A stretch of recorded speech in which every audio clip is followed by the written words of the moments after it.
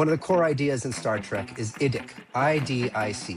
It stands for Infinite Diversity from Infinite Combinations. And it is the true appreciation of anything different. And when I say appreciation, it doesn't mean you have to agree. It means you hear that idea, you understand that idea, and hopefully an element of that idea will help grow your own perspective. I see that in my experience in martial arts, and I see that in my experience in Star Trek. And it just seems like the only way to move forward. Welcome to the Ageless Warrior Lab. I'm BJJ Black Belt and Dirty Dozen member Dave Meyer, here to draw wisdom from Brazilian Jiu-Jitsu and the martial arts and explore how it applies to success in business, relationships, your long-term health, and making the most out of your life. What you're about to hear is an interview with Eugene Roddenberry. Rod is the son of Gene Roddenberry, creator of Star Trek. He is CEO of Roddenberry Entertainment and executive producer on Star Trek in many of its current iterations. He also founded the Roddenberry Foundation, which supports various philanthropic causes, all in service of humanity. I first met Rod when he was just a kid back in the 1980s, where he trained Jiu-Jitsu and earned his black belt under my good friend and training partner at the time, Sensei Steve Copping. You won't find a more humble person than Rod, and I'm proud to have played even a small part in his formative years back when he was in school. So please meet my good friend, producer, Rod Roddenberry. Rod, it is so great to see you after all these years. Yes, it's been a long time. It's been a very long time. It's great to see you as well. I knew you for a period of my life, a very formidable period of my life, where I was being inspired, influenced by the people around me, and in particular, the martial artists around me. Well, let's talk about that, Rod. So you were in high school, and my memory of you was, first of all, I loved you. You were great. You were fun.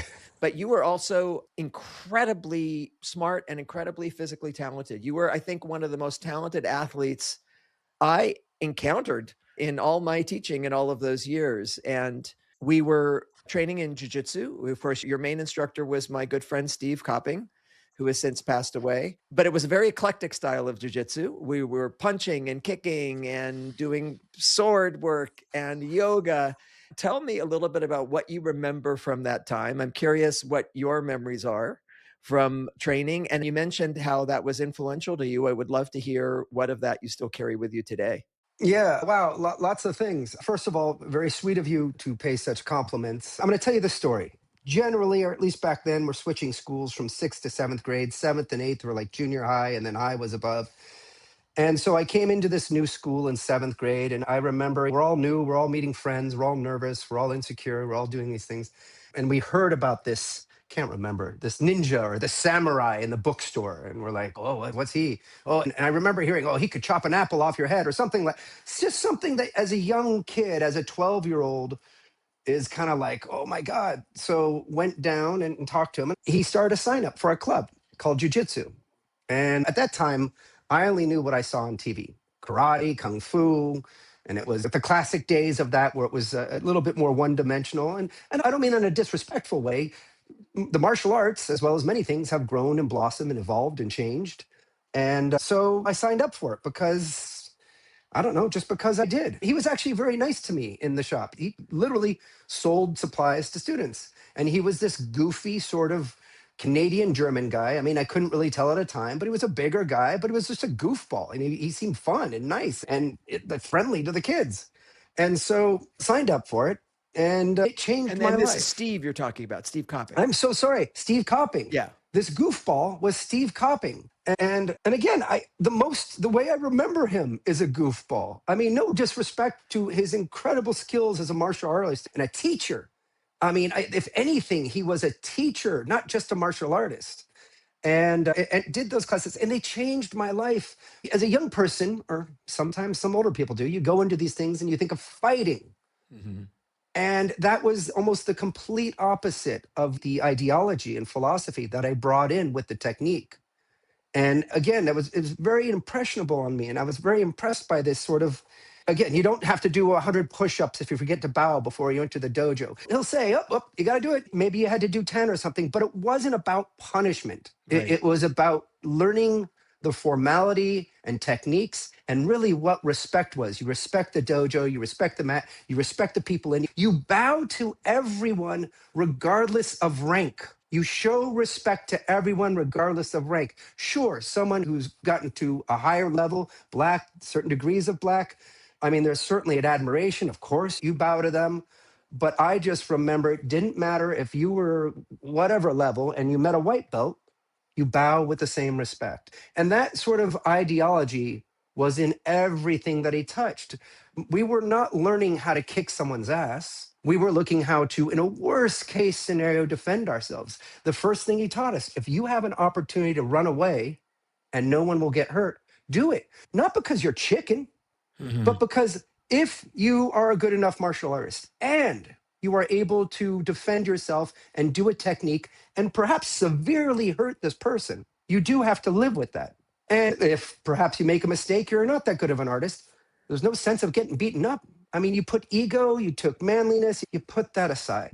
Now, if you have someone you need to defend, you do everything that you can to do the right thing without causing as much harm as possible. And these were things at a young, impressionable age. Having watched movies like Rambo and all this sort of stuff, it was a different mindset. We were learning something special that not just helped us in the real world, should we ever need it.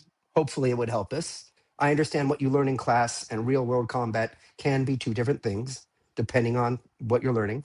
But it went to the relationships that you built with everyone in the class and the respect. I remember, and I'm sorry, I'm going on and on here because you Oh, just go are opening on. up this well of memories. Back then, and again, we're talking 88, 89. I was at an all guys school, and you're too cool to hug people, and you would never say, I love you, and you would never do this. That's just not masculine. He taught us you hug each other. You can love your friends. I mean, love is unconditional. Love should be unconditional. Over the years, anytime someone new came to the dojo, we welcomed them in. It wasn't about trying to be a tough martial artist and show off to them. And there was just a real warm community that, while everyone didn't walk in saying, I love you every day, there was love within the room. There was caring, and there was a desire for everyone to work together and help each other. Sure, we might spar, we might grapple, and yes, there were little competitions where you beat the other, but it was about hugging each other after you won or lost the match. That was, to me, a painting of what, this is going to sound corny, what humanity should be like in the dojo and outside. I love it. And it's so great to hear your memory because that is my memory as well. So, Steve Copping and I, as you know, were very close friends and training partners for many years. Yes. And he really put his imprint on that class. It was at the, like you said, an all male high school. Yep. He was a badass. He was a kickboxing champion from Germany. He was a great jiu-jitsu black belt. We became immediate friends when I met him at George Kirby, who was his jiu-jitsu Yeah. instructor at George Kirby's place. And we became immediate workout partners. And he was a truly eclectic person. Like when you say goofy, and you don't mean that disrespectfully, Steve would not No. take that disrespectfully. Steve did not take himself very seriously. And you've hit on a lot of the things. Because he was actually a good fighter, he didn't have anything to prove. And I think that's what you're Well said. describing. If you're confident in yourself, you don't have to go out and make yourself better than anybody else. You know who you are. You mentioned better not to fight than to fight. Steve and I would talk about if two people get into a fight and one of them is really exhausted and sort of beaten up when he's done, and the other one is not exhausted or beaten up at all, you'd say the second person is the better fighter.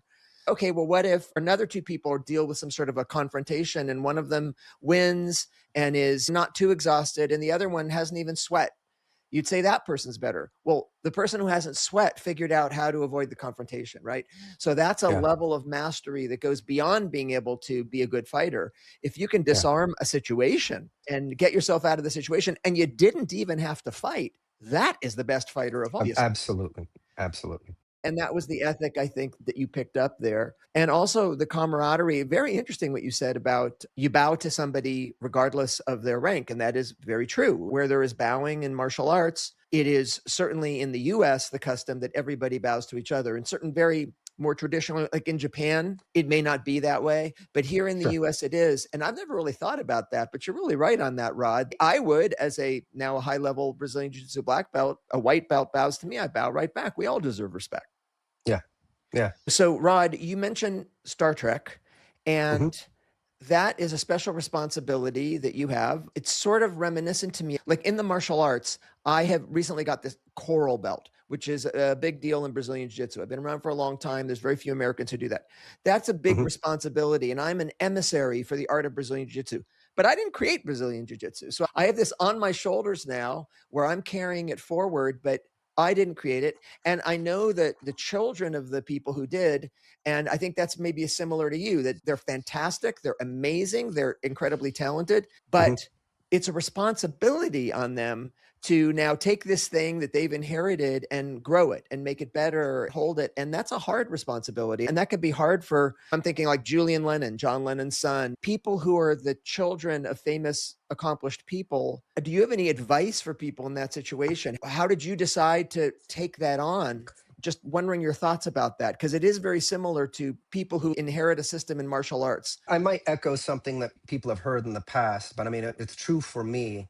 I'll try to keep it as short as possible because I can go on and on. I did go through a phase of my life where I was following in my father's footsteps and felt kind of lost in his shadow and those sorts of things. I did a documentary called Trek Nation, which was a son's journey to understand his father. In that journey was legitimate in the sense that we did way more interviews than we ever got into film. I'm sure we shot hundreds of hours of conversations and footage.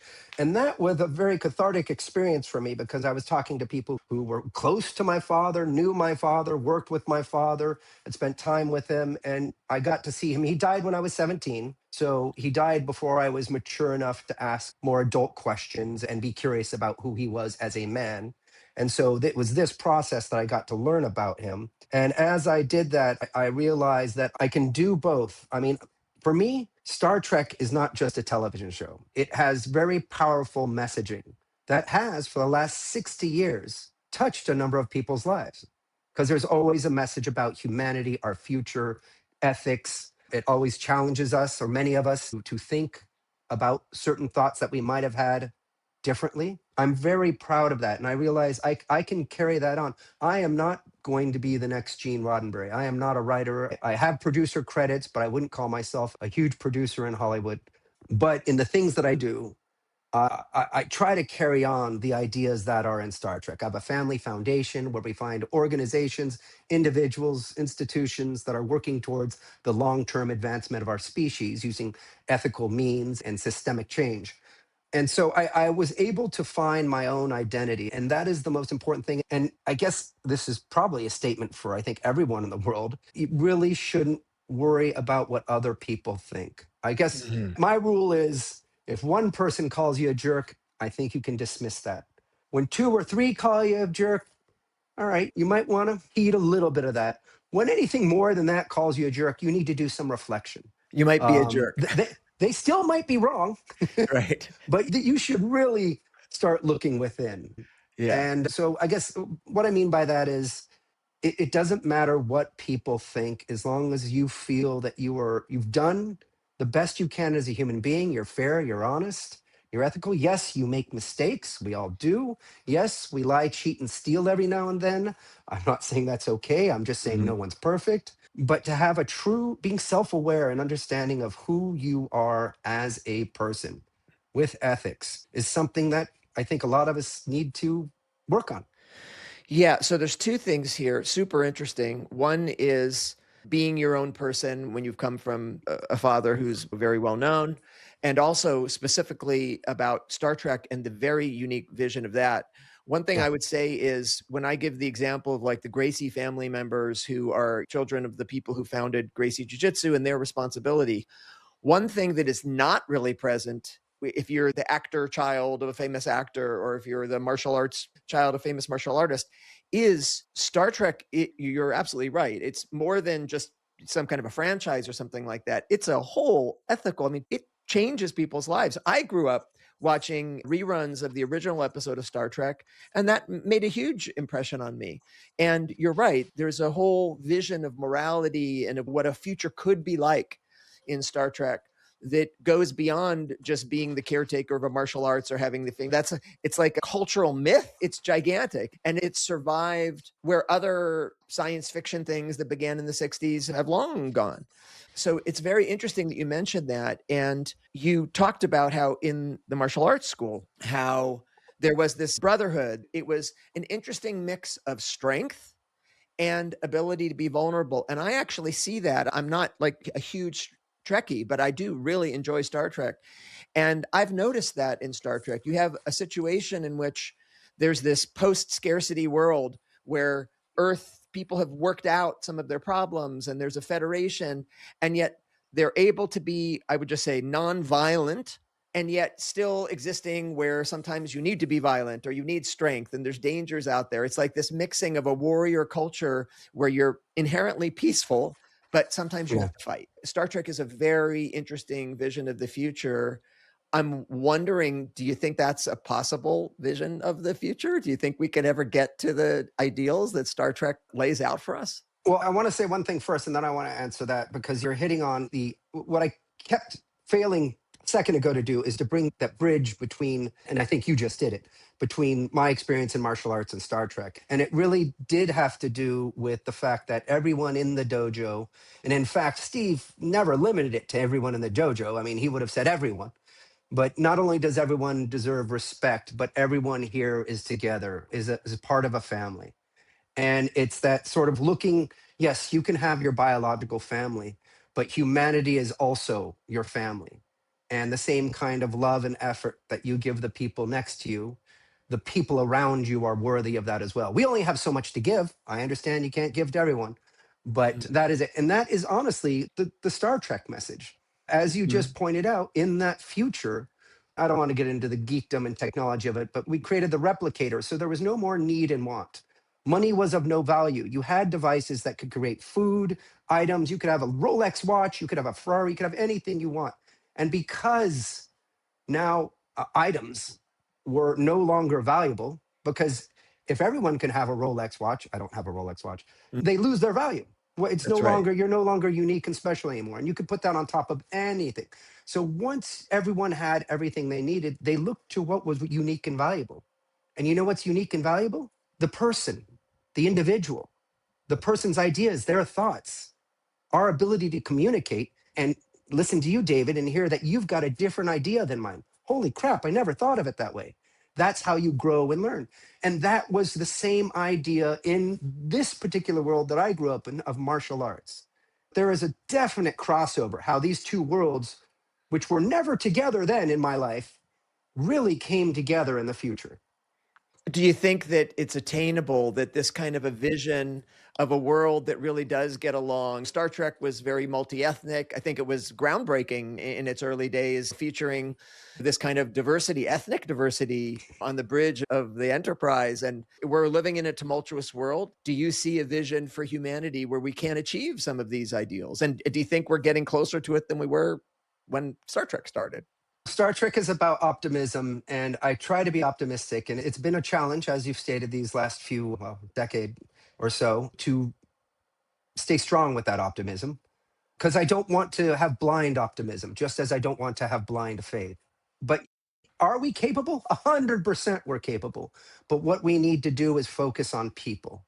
I understand there's no simple answer. I might say it as if I know the answer simply. I don't know the answer simply, but I do know it has something to do with focusing on our people. The reason why people are behaving the way they are in many cases is because of it all comes down to fear. I mean, I'm sure you can talk a lot about how fear works in martial arts and the real world, Yep, but we all react because we're afraid of something. We have our inner fears, our insecurities, that's right. and we don't have, in some cases, and when I use the word education, I don't just mean STEM, English, math. I don't mean that. I think Mhm. that's half the equation. We need to be brought up with ethics, critical thinking, social emotional awareness. There's so many psychology, all of these other aspects that you're supposed to get either at home or throughout life. I think we're missing a lot of that now. You can have a PhD and not have any empathy for someone because you've never been loved by anyone. Mhm. And so that does not make you a whole person. We are lacking so many things in our upbringing right now, in my opinion, that some of the only ways we know how to respond are because we're fearful with antagonism and hatred and judgment. Right. And I'm not saying I'm immune to that. Trust me, there's many days, and we won't get into it here, where I might say that frickin' you know who is such a dumb idiot. And no, that is not the most empathetic response. But I'm just saying, yes, it's okay that we all do it as long as we can hopefully reflect back on it and think, well, maybe that person is having a bad day or didn't get the kind of empathy they needed when they were younger. I think what you're hitting on is this, we're all in it together. And that certainly it seems like the Star Trek ethos that somehow we as a species realized that we don't need to have these petty differences and we rise or fall together. And that is definitely a martial arts thing. We're constantly sparring with each other, we're grappling with each other. There's going to be a winner or a loser, but we all win together. We all grow together. We're not actually trying to beat someone down. And I think that goes beyond the individual martial arts school. I feel that when I go to a competition. I'm very happy that there's other people for me to compete with. I don't hate them. I love them. I'm so happy that there's other old guys who are still in shape. And yeah, we'll have our competition, but at the end of the day, we shake hands, we're friends. You can have these kinds of tests and competitions, and it doesn't mean that you don't understand that we're all in it together. It's like a way of having a warrior ethos. You can be a fighter, but it doesn't mean that you need to beat other people down. Like we Yes. can fight together for good things. Yes. We can fight against disease. We can explore the planet. We can go through challenges together. We can have heroism in the face of hurricanes and things like that. There's plenty of places where the warrior spirit shows up where we need it, but it doesn't mean we have to beat each other up or be petty with each other. It didn't resonate really until later in life. For me, it's not about winning, it's about doing better. Being better, fighting someone in a sparring session, whatever session, and winning, or even losing, I should say, you should be impressed. That guy got a great armbar. That guy got a great choke. That guy Of got course. whatever it was. And maybe I need to talk to this guy because I'd love to see how he saw to do that on me because I thought I had my guard. That I mean, that's the kind of thing when I watch football and a player knocks someone down from another team, but helps them up again. Of course. That is beautiful.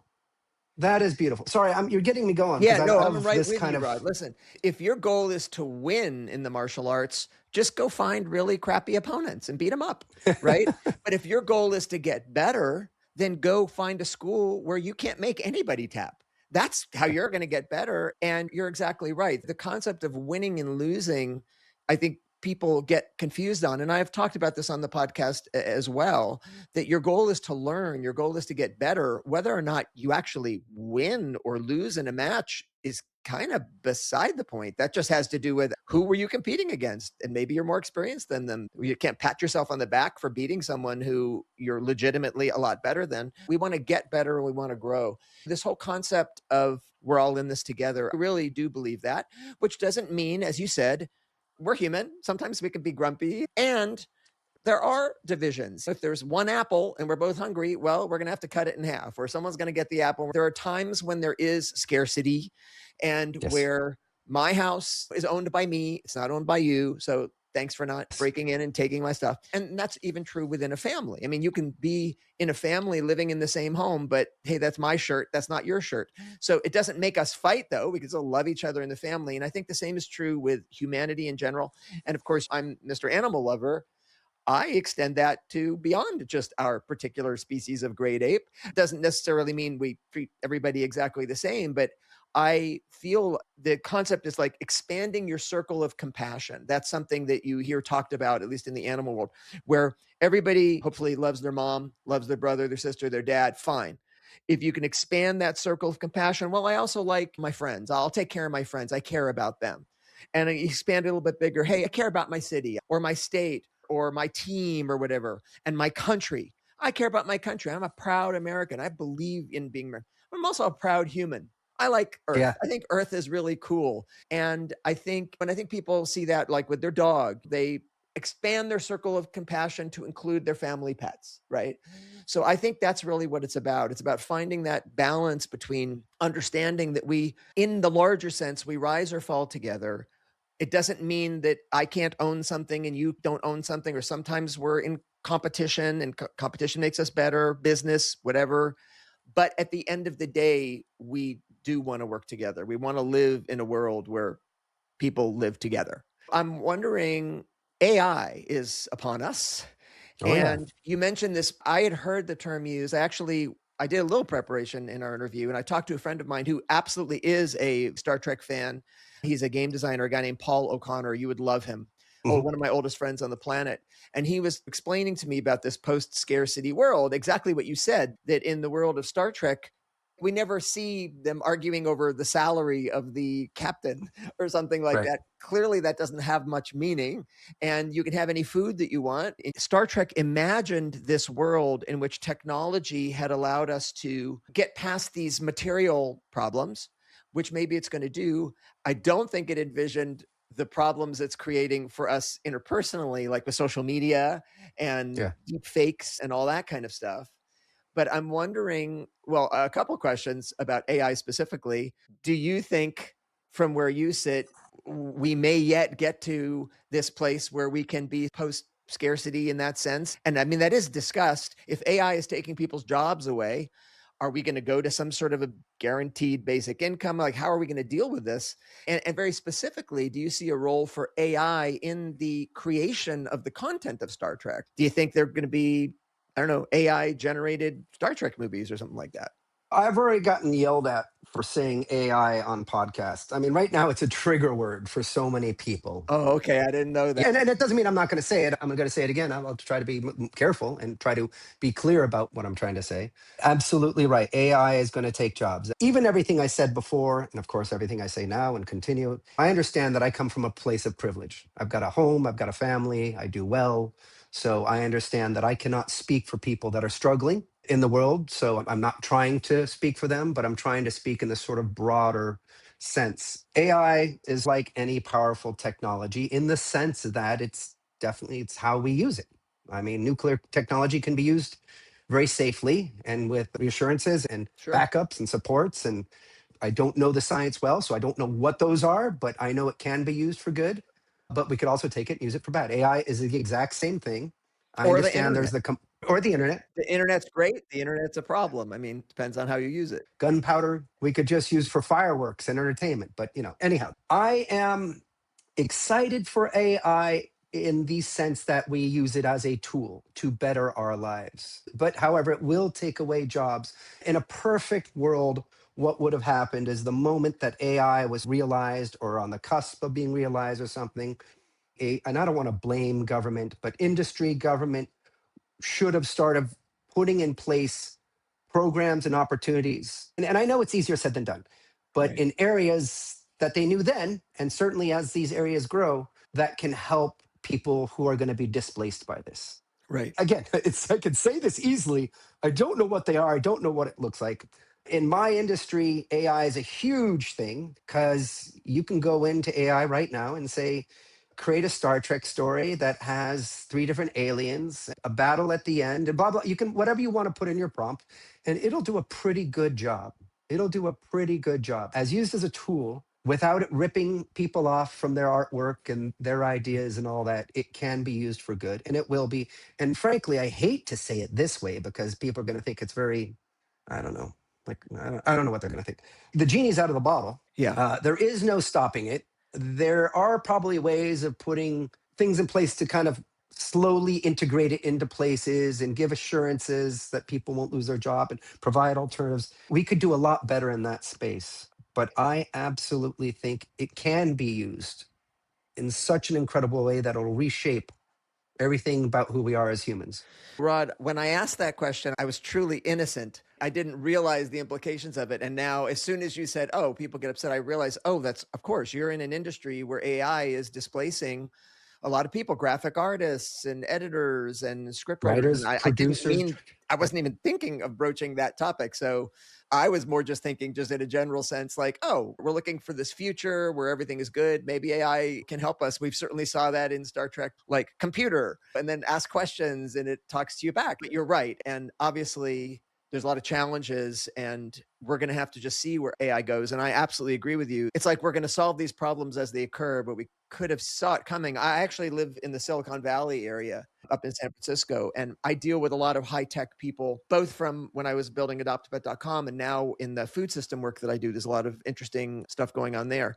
And I've been hearing for years, people who are building AI knew that this is going to create some real problems for society. And they're actually very concerned, even right now, that this could be very dangerous. It could take over our systems. AI could see itself as a superior life form to us in the same way that we treat a cow or something like that. And what are we going to say to some AI saying, I'm going to treat you in this way, when look at how we treated what we thought were lesser life forms? So I've had these discussions a lot, and you're absolutely right. This is very predictable what's happening. And my hope, I'll share your optimism, is that sometimes crisis causes good things to come out. And maybe this is our chance as a human race to say, wow, certainly if we would have been invaded by aliens, that would be a defining moment for us where we would all come together. Certainly. Well, we've created something right now that has the potential to do amazing good, this AI, or amazing bad. And we need to come together. It's going to cause us to re-examine what is important in our life. What is consciousness? Yeah. You know what I Yeah. mean? Is AI conscious? Or what does this mean? And to really do what you were, again, taking it back to what was happening on Steve Copping's jiu-jitsu mat when you were in high school, to dig deeper into what is it that really binds us? Who are we really? What is it that really matters?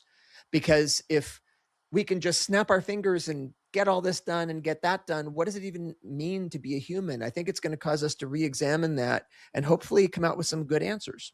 We'll see. Yeah, no, absolutely. And again, the only fear I have is with any technology, I think our technology is advancing at an exponential rate. Our intellect and our ethics is not.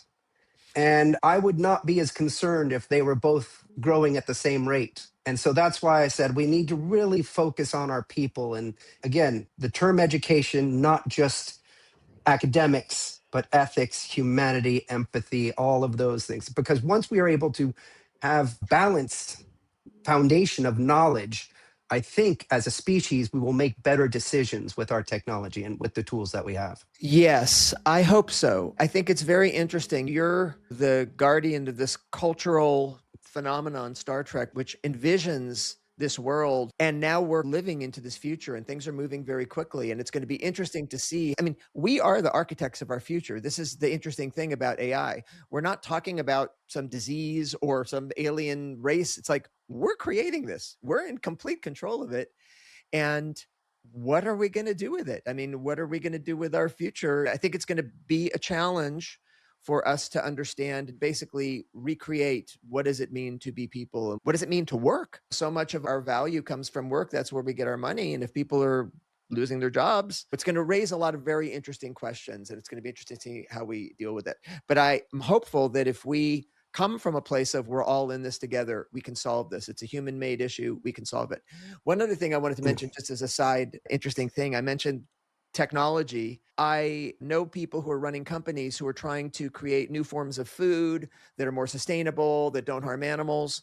You may have heard there's people, and I know these people very well, who are working on cell-based meat, which is actually a way to produce meat, actual meat, but it just doesn't involve Yes. the live animal. Some people love the concept, some people hate the concept, whatever, but it's real and it's interesting. But it reminds me a little bit about I think you called it the replicator, right? We Yeah. can just create, I mean, it's not exactly like that because there are actual inputs. You have to create this stuff.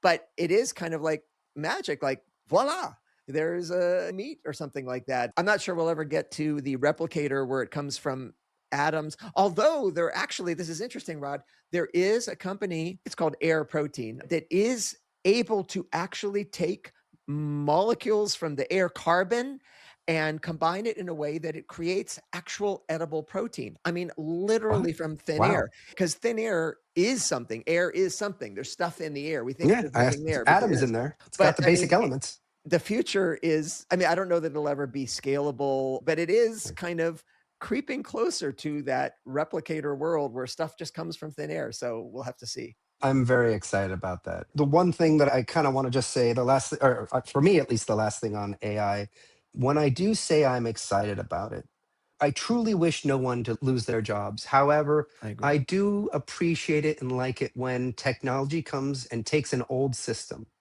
And I'm going to use this for example, and I'm sure I'll get hate mail for this, but we had our taxi system that we had for many decades. I don't even know when taxi services started. And you know what? It worked, but it was flawed. It was certainly not perfect. And of course, nothing's perfect, but it certainly had its weak points. And then technology brought us our phones, which had GPS devices, and some creative person came in with creating an Uber or a Lyft or a rideshare service. And that completely turned the industry on the head. Now, what it did do is it put a lot of taxi drivers, companies out of a job. Yep. And so I have no defense for that. I don't know what to say about that. I wish they did not lose their job. However, and some may argue, because I understand drivers aren't always paid that well, Mhm. that it improved an entire industry. And now so many people use it. It is not without its flaws. Right. It is not without Well, its look, drawbacks. change, I think of this like exercise, right? You're gonna get sore. It's painful and there's a downside. There are, you can say winners and losers, but it's really change. As Yeah. technology changes, some people's work becomes no longer needed, but then hopefully new jobs get created. I don't know where that all ends, and it's very painful for those people who are involved in it because Yeah. it's very hard to have a skill, especially an art skill. During the time that I knew you, I was playing in rock and roll bands in the Nice. evening. Well, I remember the long hair. Have you ever shown one of those pictures to your fans? No, I actually can't. I I have to go back and find a picture. I've got some of the recordings. Maybe I'll find a way to do I have include. any? I'll find some too. Okay, yes. Well, I have long, yeah, I could show pictures of me with my long hair. That is no longer a problem, by the way.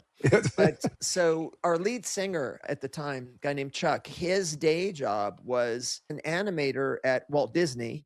And back then they would actually like do cell by cell to create the animation. And they would draw it. And then it was a very important job to do the coloration and get the color right. You're actually painting onto these Yeah. cells. And it's a very tedious job, very meticulous. And that was his job. And this was right at the time that computer assisted design, CAD programs were coming. And the industry was making this transition to let just the computers do the animation, way less expensive, way easier, not quite as good looking, not as good depth. I mean, you lost something, but he ended up losing his job and it was very hard for him. And he really lamented not just the fact that he was losing his job. Maybe it was a net benefit that it would be easier to create more content faster, but he felt like it was just going to be less quality content. And I'm sure that's what artists are feeling today too. Like, sure, of course, you can come out with a script, but it's not going to be as good of a script, or you can come out with a song. I've heard some friends who are like doing AI songs, not as good, but it's going to get better. Technology Yeah. marches on. So, And in many of these cases, not all of them, what I do appreciate about it, and again, I'm really just speaking about my industry, the entertainment industry. And now I'm probably going to get fired from the companies that I work with. It's starting to level the playing field. No longer is the entertainment industry encapsulated in one Hollywood town. The filming locations have certainly expanded and it has been growing. A lot of that has been money driven. But of course, with different forms of computer technology, CGI, as those tools get better, again, trying to stay as much away from the word AI as possible. But of course, as AI gets better, people are going to be able to do quality content at home on their right, computers. Large studios probably aren't going to like that as much. But again, this right. technology is getting better exponentially. I have seen some incredible stuff done on the home computer that, on some level, rivals what you see in the theater. And I love the fact that creativity now is going to be available to more people. Yes, there will be probably too much content already on YouTube. There is so much to see. You're never going to see it all, of course. I guess what it does is it takes us out of this bubble that we've had where no one else can be a part of it. And you've got to be there. You've got to know someone. You've got to be the son of someone. You have to have money. You have to have connections. No, now you as a creative individual, whether it's art on a piece of paper or content for YouTube, can create what you want and create quality stuff and have beautiful effects and scenes. The technology's not there yet for quality acting. There's no Academy Award AI machine yet. So there is that optimistic side, again, I know it is going to harm a lot of people, industries, companies. I do know that. Genie's out of the bottle. I don't know what else to say. That now you can express and be as creative as you want. Yes. Well, look, this is a continuation of what we've been witnessing in our lifetime of just all of the effects of technology. I would say, like, starting with you can talk to someone on the phone when you're not at home holding a phone plugged into a wall, right? Is that good? Is it bad? I think it's overall good, but it's kind of makes our lives a little weirder that you can be Those reached. phone operators lost their job way back. Phone, exactly. Telephone operators lost their job because of that. But I mean, also just in terms of social media, when we were growing up, there were a few major CBS, NBC, whatever, and that's where you went to go watch your news, some newspapers.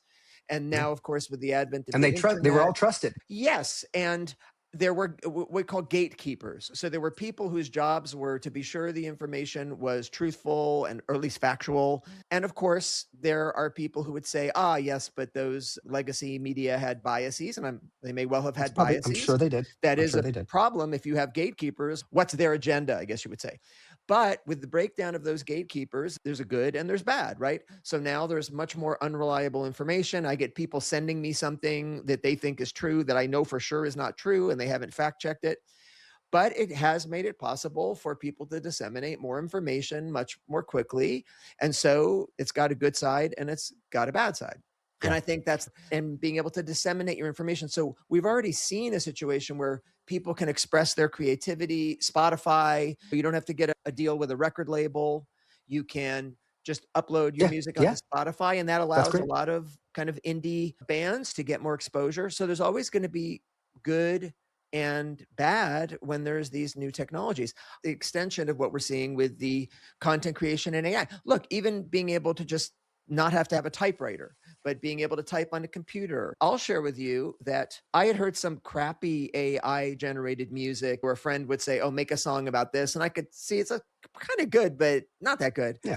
But then a friend of mine, one of the producers of this podcast, actually, he played me some songs that he was having AI create. And I said, "Hey, I've got some old songs I never recorded, actually about kind of animal stuff and things that I'd written many years ago. What would AI do with that?" And he said, "Just sit down and record on my phone, me playing the guitar, making the song." And within minutes, he put that up into some AI system, sent it back to me. And it was this fully produced guy with a good voice singing my song.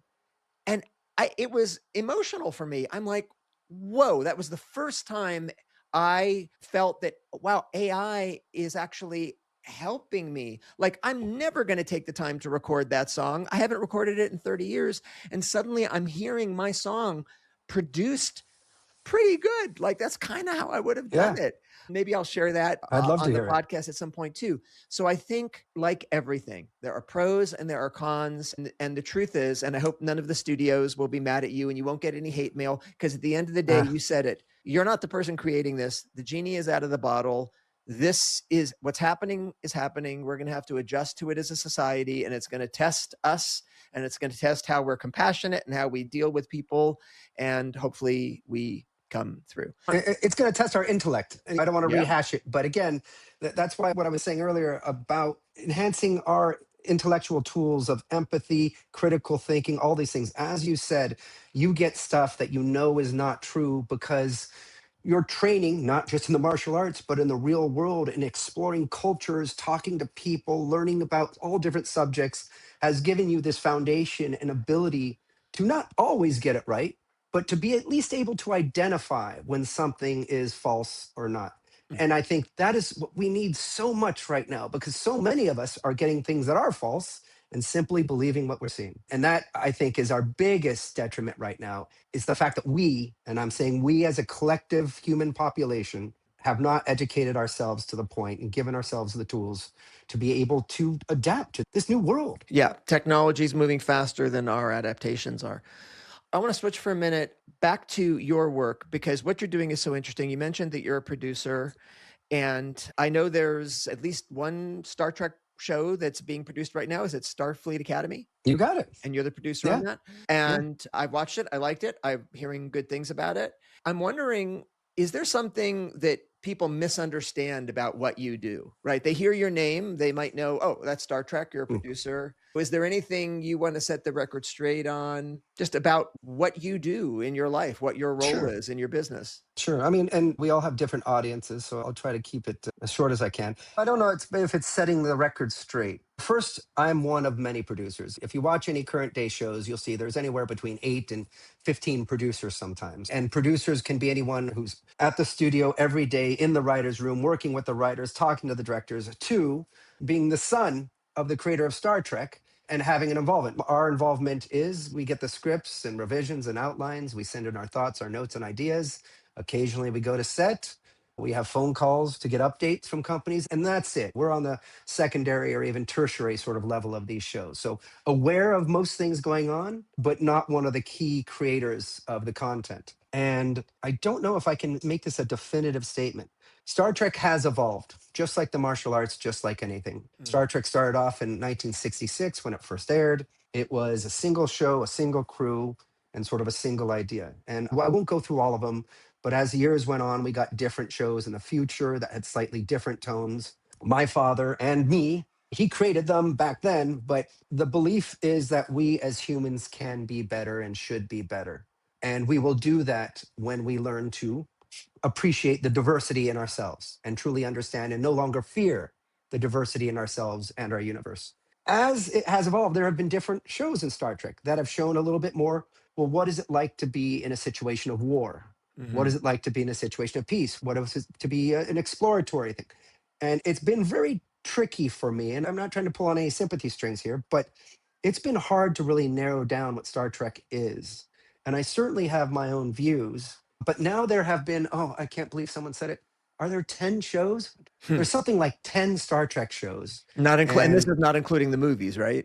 not including the movies. Right. And I think 3 or 4 of them are animation now. There's a ton. What's great on some level about all of them, they all are fairly different and can speak to a different audience. Some are more action and war based, some are more exploratory based, some are animated, some are for kids, some are for adults, etc. I think I'm having more of a discussion with you than letting anyone know any facts here. We live in a time that I know the 60s were tumultuous. We've had many tumultuous times in our past. Certainly, we're in one of those now. I won't make a comparison of one being bigger, better, or worse than the other. But we need shows like Star Trek, the kind of Star Trek that inspired, to come out right now. And I encourage Seth MacFarlane, who does The Family Guy, did a show called The Orville. And he is a huge Star Trek lover. And it was a love letter to Star Trek The Next Generation, but it showed this post scarcity world where humans had all gotten along. Now, it infused some of his humor, but Mhm. as he got into it, the stories were about something. The stories were about identity. The stories were about war and ethics and humanity. And he did a damn good job. It is some of my favorite Star Trek today. It's clearly not Star Trek, but I truly love it. So I guess what I'm saying is Ted Lasso. I love Ted Lasso. I don't even like soccer, football, whatever you're going to call it. I don't even care about that. It was the characters. And this guy, no matter what was thrown at him, he always had a smile and he always had something to take away and learn from it. And he was always, I don't want to say better as in better than someone, but he always was the better person. Yeah, took the high road. That's, again, in my mind, that show and Star Trek are similar. In Star Trek The Next Generation, I can't say perfectly, but they were always a better crew that took the higher road, that listened to one another. Being captain wasn't about being authority and telling your people what to do. It was about you bringing in crew that you respected and had skills that you didn't have and you trusted them. And then when a situation arose, you got feedback from the crew members that it was relevant to, and then you made an informed decision. That That's is right. teamwork. That is humanity. That is leadership.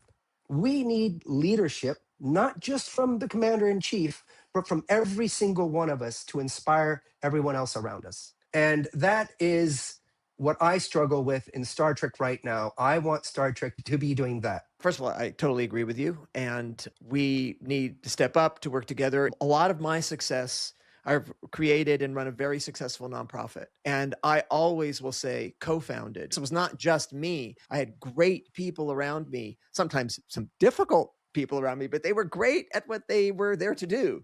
Right. And nothing, I don't care if you're Elon Musk. Elon Musk did not build Tesla alone. Elon Musk brought together really smart people, Jeff Bezos or whoever. These are the people that we see, but great people, surrounding yourselves with great people, understanding where Yes. your knowledge ends. I see this as, I call it looking through the eyes of other people. I know that I have whatever amount of finite intelligence that I have, and I can come up with ideas and I can do things to advance my nonprofit or to help animals or whatever, or even in the martial arts. But when I see through the eyes of other people, like, oh, there's a person in the martial arts who's much better than me. What are they doing? Take a look at them. What is their perspective? That's why you go to seminars. The more I communicate with other smart people and can set my ego aside and listen to what they're saying and see through their eyes, then I have a lot of eyes in the world. Now there's a lot of brains working for me. And then at the end of the day, I get to be the arbiter, the decider. I believe that. I don't believe that. I'm going to listen to this advice. I'm not going to listen to this advice. But that has been crucial to my success, is understanding that you need really good people and you need to listen to them. And sometimes you need to defer to them. And even when I think they're wrong, there are times when I think that's wrong, but I trust you. And so I'm going to support you and we'll see how it works out. And that's a tough thing to do for a lot of people. Our egos can get the best of us quite often. And you mentioned about martial arts, fear, that fear being a basic problem that people have. I did an episode in this, if people want to look back, on fear. And I did an episode if people want to look back on ego, but all driven from things I've learned from the martial arts. But those are related, right? Because if you are not a fearful person, you're confident, your ego is not going to get hurt by something. I think these are lessons that I've taken forward from martial arts that have definitely helped me in my business life. Being able to set your ego aside, like you said, bow to anybody, show respect to everybody. You may not think about this because you probably haven't thought about maybe martial arts in a while, but are there things that came from those early formative years in Los Angeles on the mat there that you still think are helpful in your leadership? You're the leader of an organization. Are there things you carry forward that you could share with people who are themselves considering getting into martial arts and want to know how this could benefit them? I don't know what my answer is on that. And I don't think I've said it on here, I guess, for anyone listening. I have not done, and you just alluded to it, I have not done martial arts since when I went to college, I taught for 2 semesters because that was the next step. I had achieved my black belt, which gave me the permission to teach. And then I taught for 2 semesters, and unfortunately it faded out and it just eventually just sort of just lost. So I have not done martial arts for many decades, as you said. So, and it's hard for me to make a direct correlation. But the one I can, and I spoke to it a little bit, is I have tons of friends from high school. And some were in martial arts, some weren't, but they were my friends from high school. And I still hug them. I still hug any friend, not just high school people, but someone who's become a level up in friendship. I hug them. And my best friends, I say, I love you. So it was that barrier. Because again, I can't say what it's like for a young person today, because clearly I'm not one, but I remember at least the era I was brought up in, or that I knew, was it wasn't okay to say I love you or to hug or to show affection to a man, because affection only meant one thing. No, affection is a general word. Two men can have affection means they respect each other. They have a feeling towards each other. Has nothing to do with sexual preference or orientation or desire. I know it seems so simple and mundane, but I don't know that without that training and Steve Copping that I would have gotten that, or at least had it today. And I carry it with me today. I love humanity, and I'm happy to say that. Do I go around hugging and kissing everyone human? No, of course not. But it took my heart and my perspective and my intellect to a different level to have this unconditional love for as much as I can. Again, incredibly flawed. I don't always have unconditional love. Yes, I can be very judgmental at times. But when I hopefully have a moment to reflect, I can bring that unconditional back up to the surface. The number one thing to answer your question, I think, which I think was, is there anything about martial arts that you would recommend or someone interested in martial arts? I don't want to say there's bad instructors, but it is so important that you connect with your instructor. You have the right instructor. Doesn't mean the best instructor, but you have the right instructor. Mm-hmm. Because for me, martial arts was a relationship, not just with the instructor, but everyone in the classroom and the art itself. You entered a foreign world for me where you bow in, you set up the mats. There's sometimes a message on the board that has a philosophical tone to it, like you're only as strong as your weakest link. I remember that to this day. And again, when you think about your weakest link, It could be your own ego. It could be someone on the workforce who just doesn't care about the job. It can be anything. You're only as strong as your weakest link. Find the weakest link and see if you can make it better. But again, back to the instructor. I can't judge anyone's instructor, just someone who works for you, someone who is truly teaching you because they want you to become better. If they're doing it for the money, if they're doing it because they want to show how tough they are, that is not someone for me.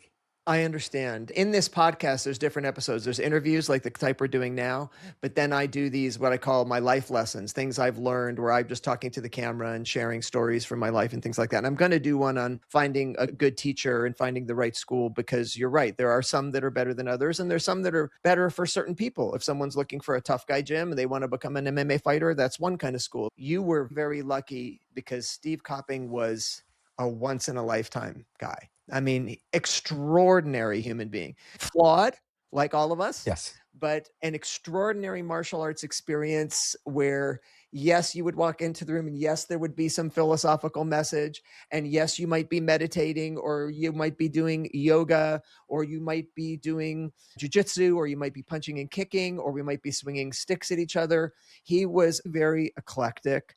And you Yes. benefited from that, and you really got to see the whole breadth of martial arts. And I miss that about him very much. And that was a very special thing that was going on. I like to think of myself as the uncle in your school. Like, I would come Absolutely. in, have some fun, be there for belt testing and things like that, train with you guys.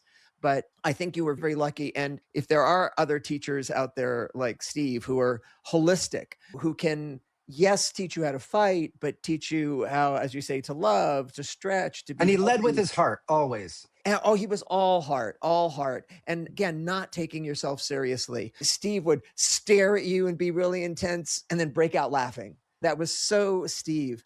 We had another old friend of yours I interviewed on this podcast, Jeremy Corbell. Yes. Jeremy And he's Corbell. now the leading UFO researcher person. But he also tells the same stories of how that made a difference in his life, and just what an amazing group of people you had there. And just Yeah. speaking to this love thing, if you are a person who is insecure with your masculinity or whatever, which I think a lot of people are, then you're very kind of stiff and rigid or whatever. But you're absolutely right. In the martial arts, we're not insecure. I mean, we're secure in our toughness and our masculinity. And it's really interesting. My Brazilian jiu-jitsu coaches, Higan Machado, he'll text me and he'll just say, I love you, brother. And John Will, who is my buddy from Australia, Wolf Barnado, who I train with right now up here in Northern California, super tough guy, super great fighter, will just walk up and say, I love you, master. He calls me master, which always kind of makes me laugh because he's so much better than me. I think there is a sense in which we can be honest about, yes, it's okay. I love my family. I love my dog. I love my training partners. There's a camaraderie that goes with that. It's part of this, just being confident in yourself and projecting out, like living in the world that we want to live in. I want to be respectful of your time. I know you're super busy. I'm so thankful that you made the time to do this. I've really enjoyed talking with you. Anything else you want to share to our audience of probably mostly martial arts interested people, but I'm sure Star Trek people too? I'll say one thing that does bring back the worlds of Star Trek, and I'm going to see if it brings back the world of martial arts for me. And one of the core ideas in Star Trek, and I think there is a connection, by the way, and I think you'll agree. One of the core ideas in Star Trek is IDIC, IDIC. It stands for Infinite Diversity from Infinite Combinations. And it's just a phrase. It's a phrase that my father came up with way back in the beginning of Star Trek. And it is the true appreciation of anything different. And not just visual difference, not just in form, but more importantly, in idea. And when I say appreciation, it doesn't mean you have to agree. It means you hear that idea, you understand that idea, and hopefully an element of that idea will help grow your own perspective. I mean, that's how we evolve intellectually as humans. So in Star Trek, what they did, they weren't out in space looking for weird looking aliens. We as a planet had come together. We no longer feared the difference and change. We were now collaborating and learning and growing from one another. We were now finding aliens who thought of the universe in a way that we hadn't. And we were questing knowledge. We were questing, how do you see the universe? Because we knew that they may have knowledge that we don't, and their knowledge could, a piece of it, help us grow ours because we thought of it one way. Oh, that's a good idea. Maybe we should do a little bit of that. I think it's just very important in this idea of love and diversity in thought. And as the martial arts have evolved, and as relationships with the people around us in all of our communities evolve, it's important for us to, and it's sometimes very difficult, myself included, to be open to new ideas, hear them. Again, you do not have to right away agree. That is not what this is saying. But Mhm. to hear that idea, truly try to understand it, and see if it can modify or augment your perspective in a positive way. And that is, again, I think no matter what industry you're in, no matter what you're talking about, that is the key point to life on earth, is to grow and advance our own intellect and knowledge of everything around us.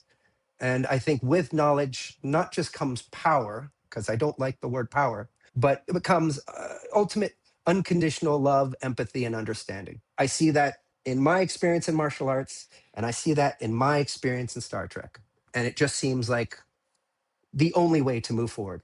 Well, I really appreciate that, Rod. I have a lot of love for you. Like I say, it's been 35 years. I just want to say, you mentioned you haven't been training on the mat in martial arts for a long time. You are and always will be a black belt. You carry those principles forward. I do believe you are training in martial arts in ways that you don't realize it in your life. It just may not be on the mat. You're an extraordinary person. You mentioned that you have a family foundation, and I'm going to link to that. That's amazing that you're really trying to bring forward and empower people to come up with world changing ideas. I just think that's fantastic. And Thank you. I look forward to seeing you sometime. I'll ping you if I'm down in LA. Maybe I'll drag you back onto a mat or at least drag you out to Oof. lunch. But I'm really No, appreciative of the time. And I hope you have a great and very successful 2026. no, thank you, David. It was great to talk to you after so long. And it was so great to dig into this. I mean, to be honest, you and I never had conversations like this back then. So I am meeting David Meyer all over again. And it's actually a real pleasure to get to know you now. Wonderful. Thank you. I hope you enjoyed my conversation with Rod Roddenberry. I'm impressed by how Rod has embraced the ideals of the Star Trek world and really tries to promote them in the real world to help everyone. If you're watching on YouTube, please like and comment and let me know your thoughts. And wherever you're listening, a review would be really helpful. I'll be back next week with more lessons from the lab. And until then, keep developing your strength, your wisdom, and go out and do good in the world.